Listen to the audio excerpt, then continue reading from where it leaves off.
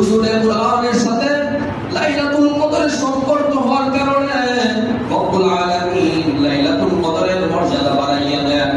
এই কুরআনের সাথে যার সম্পর্ক হয় রব্বুল আলামিন তাদের মর্যাদা বাড়াইয়া দেন।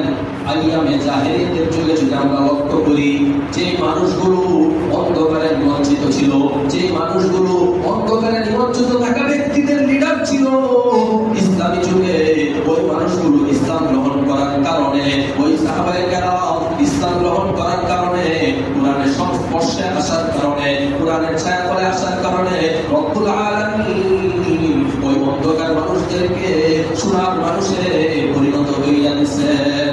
কিসের কারণে? একমাত্র কুরআনের কারণে।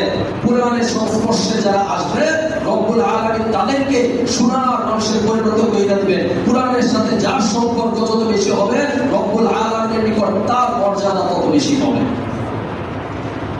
আর এই জন্য রব্বুল আলামিন নবীজি হাদিসে বলেন, রব্বুল আলামিন কিয়ামতের ময়দানে ঘোষণা দিবেন, ইকরা ওয়ারতাকি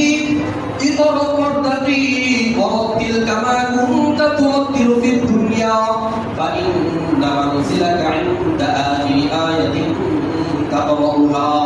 ও আমার হাফেজে কুরআন, তোমরা পড়তে থাকো আর চড়তে থাকো, তোমরা পড়তে থাকো চড়তে থাকো।